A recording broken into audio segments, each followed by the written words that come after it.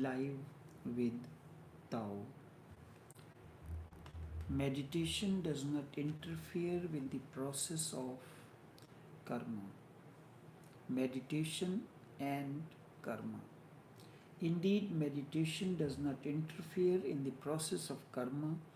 Instead, it is it helps in taking a jump out of that process. Karma means the actions, your past actions, whatsoever you are doing today, its effect or result will come at some later date. Everything can be argued, but argument leads nowhere. How can you argue? And you can go on and on arguing, but it never helps you. You can argue that natural process of karma should not be interfered with. If that be so, instead of arguing, do not interfere. And when there is a state of misery, accept it, be happy with it. Because of your certain decisions or actions, the situation of misery has come in your life. You want to change it. And you are saying that the natural process of karma should not be interfered with. You want to interfere. If you can rely on the natural process, it is wonderful, and then do not complain. But we do. Do not ask why it is so, why there is misery in my life. So it is because of the natural process of karma you are suffering. You are suffering because of the natural process of karma. Otherwise, there was no possibility of suffering. So do not interfere.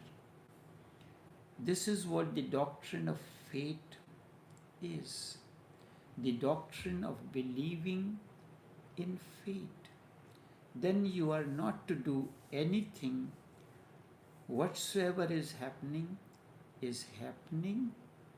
because somewhere or the other, deep down, you are responsible for it. And you have to accept it. Then too it becomes a surrender. You have accepted. And you do not need to do anything.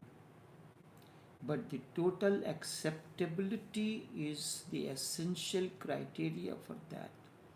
Really, there is no need to interfere, but you can be in such a state. But can you be in such a state when you do not interfere? You have problems around life. They at the different fronts. Would you allow these to happen, and you can totally accept this? You are constantly interfering with everything. There is a state of misery. Things are not going good in life, financially, socially, or otherwise. You cannot leave it to nature. And if you can leave, then nothing else is needed, and everything will happen to you. But you cannot leave it. Then interference becomes necessary, and you can interfere. But the process has to be understood. Meditation does not interfere in the process of karma. Instead, it helps to take a jump out of it. Exactly, taking the jump out of it is not interfering. It is taking a jump out of the vicious circle, the wheel. Out of the vicious circle. The circle will go on. The process will come to an end by itself, on its own. You cannot put an end to it or do anything to stop the wheel, but you can come out of it. And once you are out of it, it becomes illusory how it is happening. For example, let us take case of Raman Maharishi. He died of cancer. His disciples tried to persuade him to go for the treatment. He said, okay, if you like it and it will make you happy, then treat me. But as far as I am concerned, it is okay. The doctors were surprised because his body was suffering. It was in deep pain, but his eyes were without pain. His body was suffering deeply, but he was not suffering because of his awakening. There was a gap between him and his body. Ramakrishna was suffering from throat cancer and he died out of that. Vivekananda and all those who were taking care of Ramakrishna were affected by it. He could not eat. And the story goes on in the life of Ramakrishna that he had a liking for for food. So while the devotees were there, the meditation session was taking place, all of a sudden Ramakrishna will come to the kitchen and inquire from Sharda what did she cook for lunch. So Sharda used to feel embarrassed and she will say, Ramakrishna Dev, you are like a child. You do not care what the disciples may be thinking. The meditation sessions, the prayer sessions are going on, and you have to come to inquire about food. At this, Ramakrishna said, there is nothing for me in life to hold me onto this shore. All the anchors of the boat are let loose. I can sail any moment that I would like to. The ultimate has happened. When you have attained the ultimate, there is nothing else for you to live for. What would you do? You have gone to the restaurant. You have eaten all the best of the meals that you could do and you could afford at that moment. After that, would you remain sitting in the restaurant? The purpose of being to the restaurant is fulfilled. Now, any moment, you can leave the restaurant. So Ramakrishna's life was that, Raman's life was that. So what happens? There is two states, a state of meditation and the state of orgasm. He is in a perpetual state of orgasm, means inner bliss or joy or happiness. On the other hand, there is pain in this part of the body that is suffering, but it is the body that is undergoing the pain. He has kept himself away from the body or that which is ephemeral. So he is in constant joy. Sometimes it happens, if you are doing something which is of great interest to you, your heart is into it. Do you feel tiredness? When a soldier is fighting on the war front for the pride of the nation. He may have been wounded, but there is so much love for the country that he forgets his pain. So Ramakrishna told Sharda, I have nothing to hold on to me on this shore. All the anchors of the boat are let loose. I can sail any moment to the other shore, means enter into death. But my work is incomplete. And until my work is complete, I have to remain on this shore. For that, I have to create an anchor. So food is my anchor. The day I turn my face from the food, 3 days after that I'll be no more. Sharda thought this was an excuse for his intense desire or longing for food. It happened Ramakrishna was lying on the bed. There was tremendous pain in the body. The others were feeling. Vivekananda was feeling. So Sharda came with a platter of food. She said, Ramakrishna Dev, I have prepared the meals that you like always. Come and have the meals. He turned his face towards Sharda, looked at the platter, and turned his face towards the other side. As Ramakrishna spoke these, the platter slipped out of the hands of Sharda, and she remembered the verse which Ramakrishna spoke many years back. The day I turn my face from the food, 3 days after I'll be no more. And Ramakrishna passed away. Vivekananda during that process said that he was too much affected out of compassion, love for his master, for the pain. So Ramakrishna said, Vivekananda, Naren, have you had your meals? He said, today Ma made this meal. So he said, then you would have enjoyed it plenty because this is the dish that you like the most. Vivekananda said yes. At this Ramakrishna said, Naren, do not lie.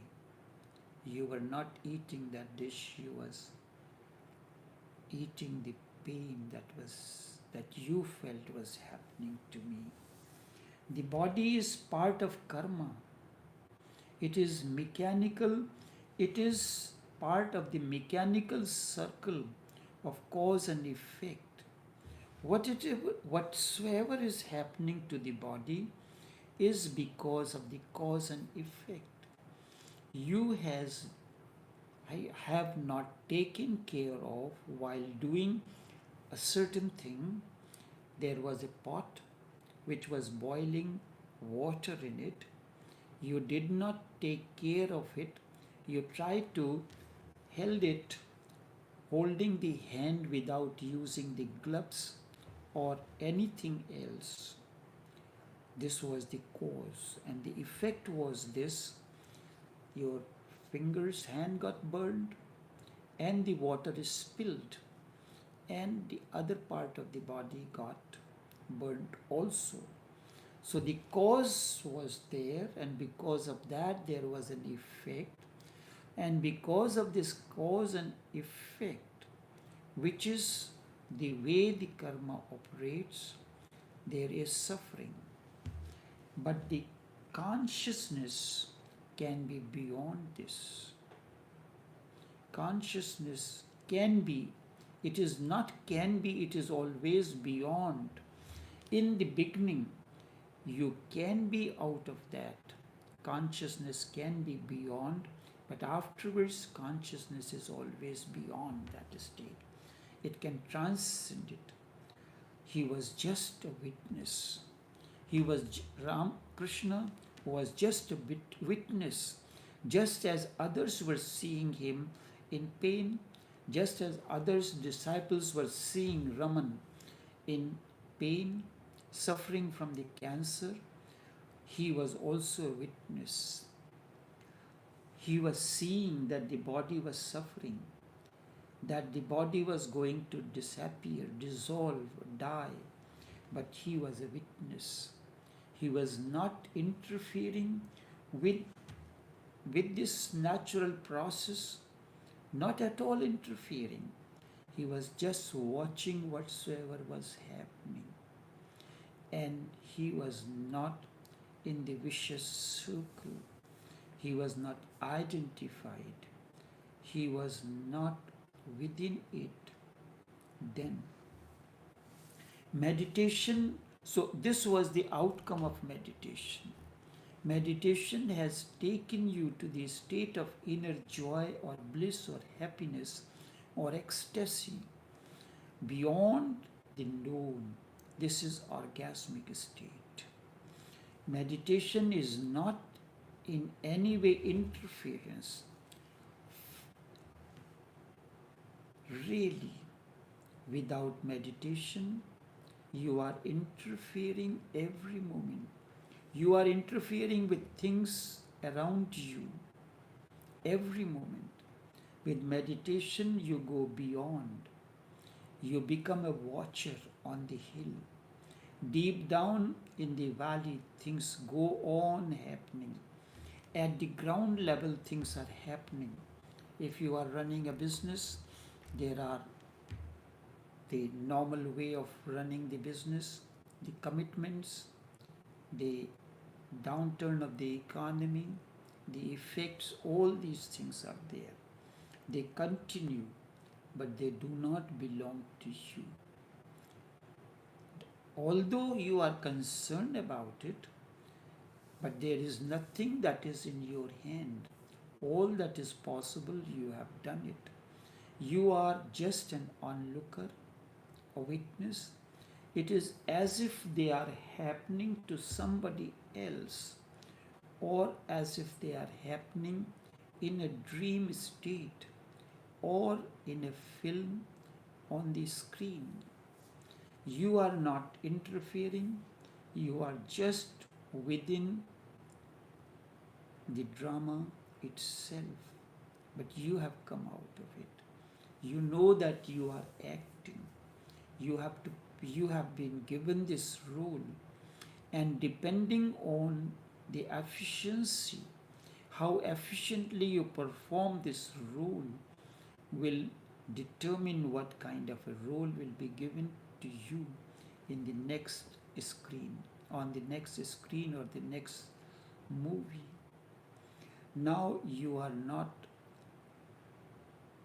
an actor. There is a part of you that is acting, but there is a part of you that is a spectator. This is only change that meditation brings. Meditation creates a gap between you as an actor, you as the director, and you as a witness. So you are the one who is acting. Between you and your wife or a husband, a quarrel has erupted on something. So you are writing the script, you are writing the dialogue, and you are doing the dialogue delivery as well. And you are involved in it. You can allow these things to happen, and deep down there is a state of meditativeness, joy. And in that, a situation will come, you will allow the other to release the inner tension, and you will not interfere. But in between, you will activate the person to bring out more. Like there is an abscess on your skin.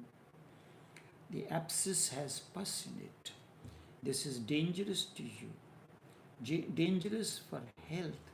So what it does, some pus comes out in the natural process. Some dries out by giving the injection or a particular medicine, but still all cannot come out.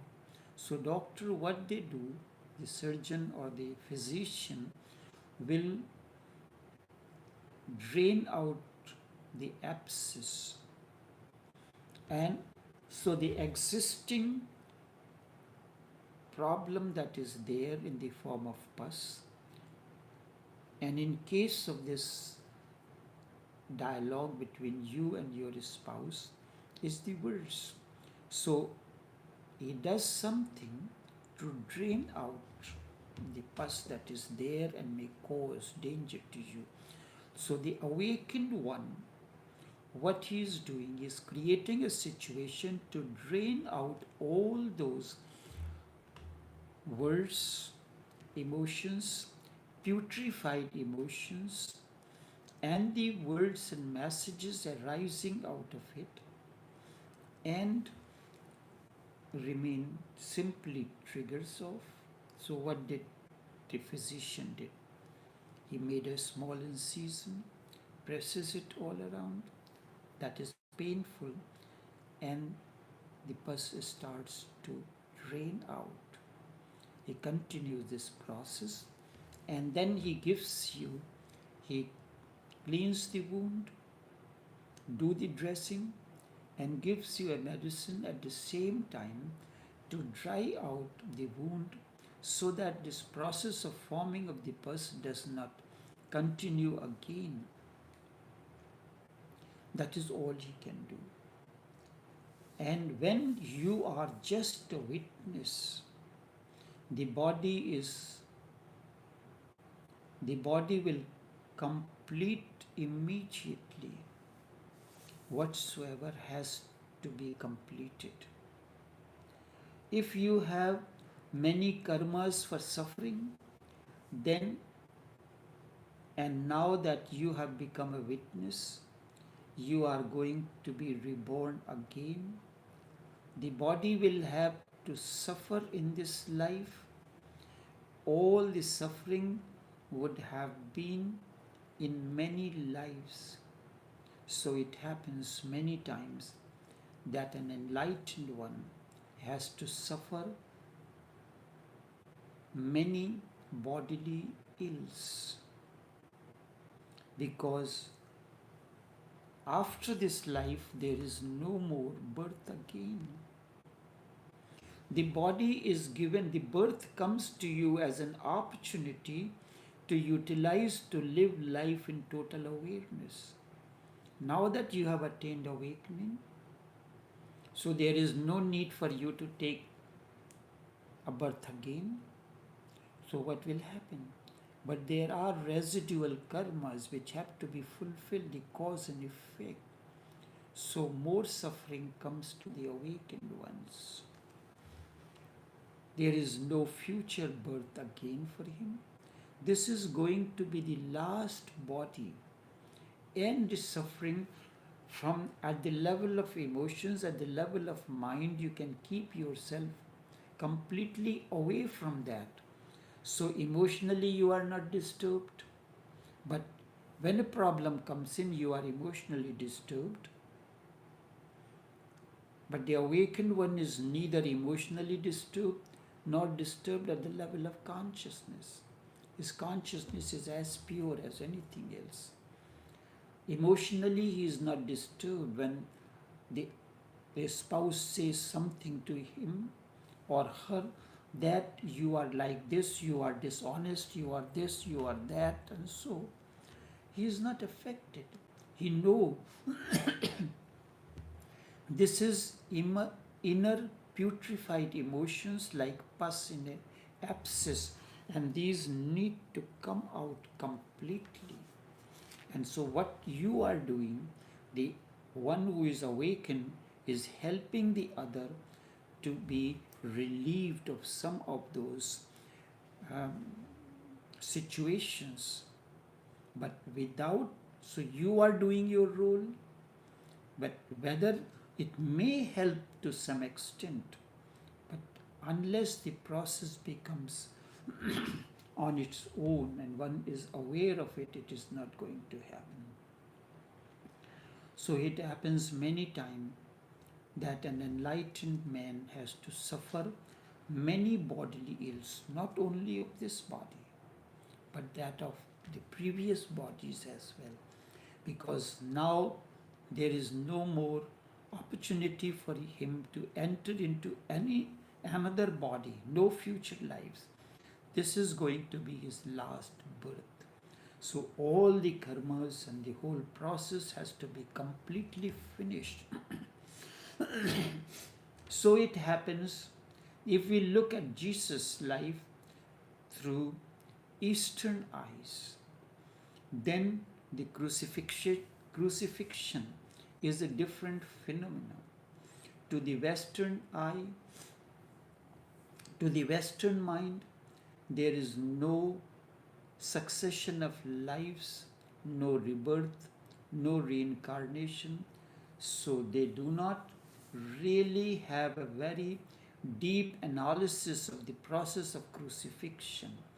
They have a myth that Jesus suffered for us, and they continue to propagate that Jesus suffered for us.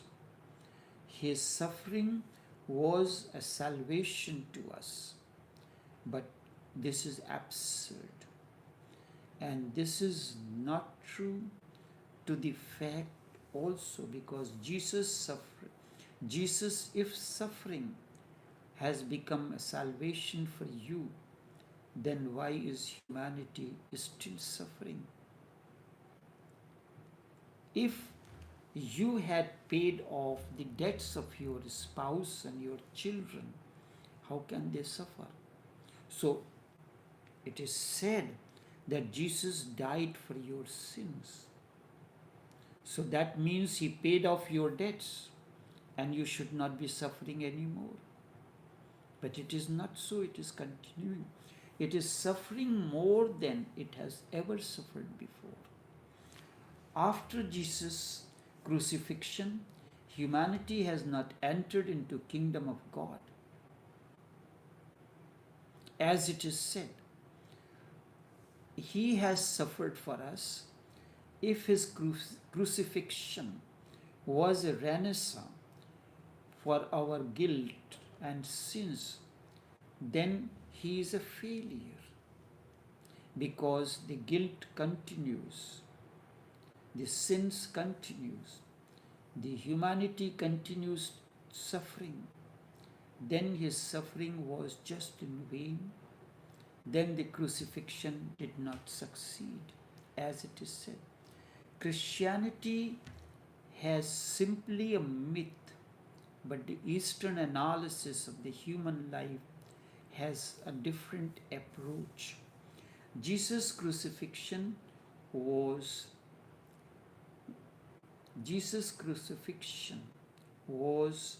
all his sufferings accumulated through his own karmas.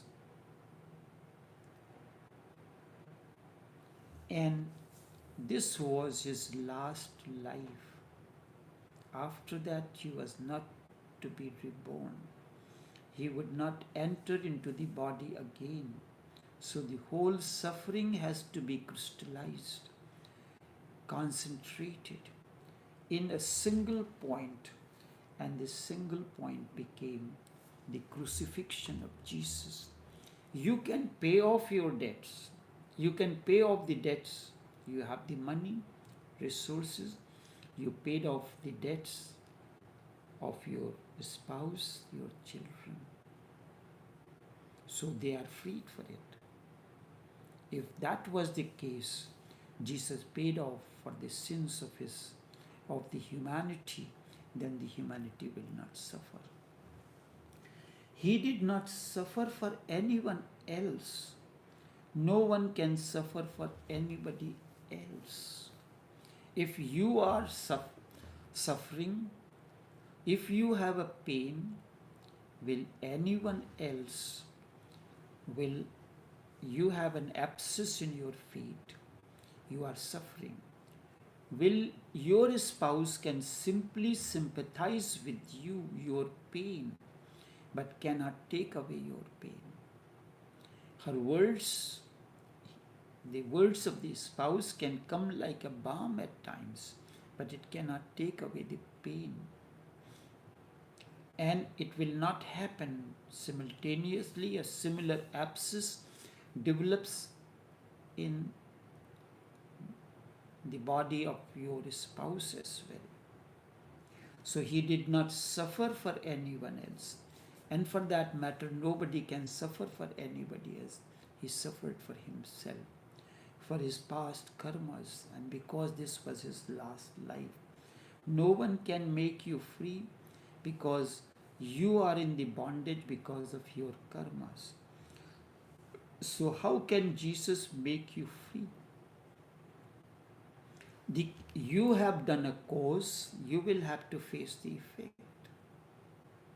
Can anybody else suffer for your actions? You have not been careless in knowing that this pot is hot. You did not take the precaution. You lifted the pot full of boiling water with your bare hands. The fingertips burned. The pot fell from your hand. Water is spilled on the body. The other parts of the body got burned. This was the cause of your carelessness, not living according to the way this particular thing has to be done. This particular process of lifting the pot, which is hot, on the water is boiling, it is on the lighted stove. You did not even turn on the stove before taking the pot. So, too many mistakes you have committed, too many causes. All these are responsible for the effects now. Cause, there is a gap between cause and effect. So you do not relate that this has been the cause for my own effects. Whatsoever is happening in my life, I am responsible for it. The moment you take the total responsibility of all that has happened in my life is the outcome of the cause, then that state is the state of awakening. No one can make you free because you are in the bondage because of your own decisions, your karmas. So how can Jesus make you free? He can make himself a slave. He can make himself a free man. He can liberate himself through the crucifixion. The account of his karmas closed. He was finished. The chain had come to an end, cause and effect, and they had come to an end.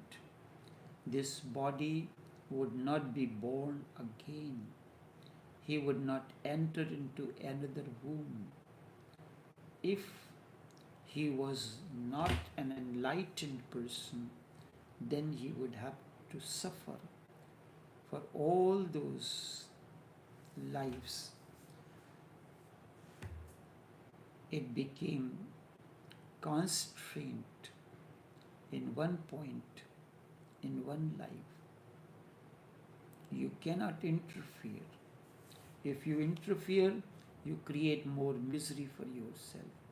So meditation, awakening does not interfere with the process of karma. Enough.